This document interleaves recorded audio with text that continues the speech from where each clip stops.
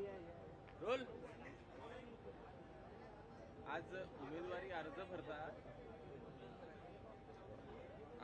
अर्ज भरता आहात, कशा प्रकारे बघताय? काय एकूणच आर्वी मधनं तुमचं नाव जे आहे ते डावलण्यात आलेलं होतं, आता पुन्हा एकदा संधी मिळते.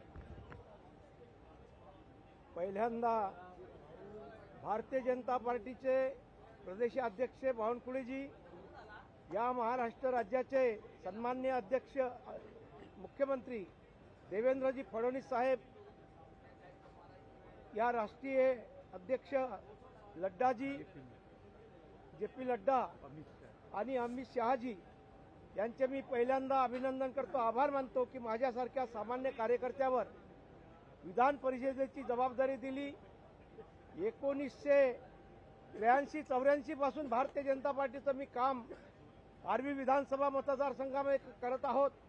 त्यावेळेस कोणत्याही गावामध्ये 350 गावापैकी एकाही गावामध्ये कोणताही कार्यकर्ता नव्हता. अशा परिस्थितीमध्ये पक्ष संघटन मजबूत करण्याचं काम काल आजपर्यंत मी सतत केलेलं आहे. त्याचीच परिणिती म्हणून आज पक्षांनी माझ्यासारख्या सामान्य कार्यकर्त्यावर एक विश्वास दाखवून विधान परिषदची निवडणूक म्हणजे या संदर्भात निवडणुकीमध्ये उभं केलेलं आहे. त्यांचंही मी या ठिकाणी अभिनंदन करतो आहे. पक्षाची जबाबदारी ज्या अर्थी माझ्यावर दिलेली आहे, पक्षाचं संघटन मजबूत करण्याचं काम हेही माझे उद्दिष्ट आहे. त्या माध्यमातूनच आर्वी विधानसभा मतदारसंघामध्ये आता नव्यानं येणाऱ्या जिल्हा परिषद असो, पंचायत समिती असो की नगरपालिका असो की नगरपंचायत असो, 100% हे संपादन करण्याची ताकद, सामर्थ्य कार्यकर्त्याच्या माध्यमातून माझ्यामध्ये आहेत. मागील कालखंडामध्ये आर्वी नगरपालिकेमध्ये 23 पैकी 23 नगरसेवक आम्ही निवडून आणलेत. याही वेळेस 23 पैकी 23 नगरसेवक आम्ही निवडून आणू आणि 13 पैकी 10 जिल्हा परिषद सदस्य निवडून आलेत. आर्वी, आष्टी, कारंजा तीनही पंचायत समितीवर भारतीय जनता पार्टीची एकमुष्ट सत्ता होती. तोच कालखंड याही वेळेस आम्ही गाजवू आणि भारतीय जनता पार्टीला चांगलं यश संपादन करून देऊ, आणि हेच माझं आश्वासन आहे.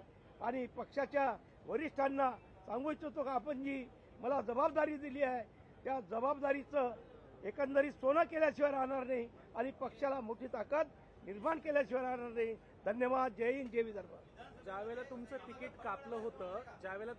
कापलं होतं, अमित शहानी तुम्हाला बोलवून घेतलं, त्यावेळेला काय चर्चा झाली होती, असा काही शब्द देण्यात आला होता का?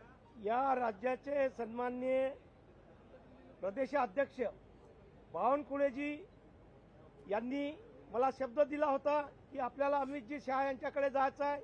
राज्याचे मुख्यमंत्री यांनी सुद्धा शब्द दिलेला होता की तिथून आल्यानंतर 100% आम्ही विधान परिषद तुम्हाला देऊ, आणि तो पायंडा, ते आश्वासन त्यांनी पूर्ण केलेलं आहे. त्यांचंही मी या ठिकाणी अभिनंदन करतो, आभार मानतो. धन्यवाद.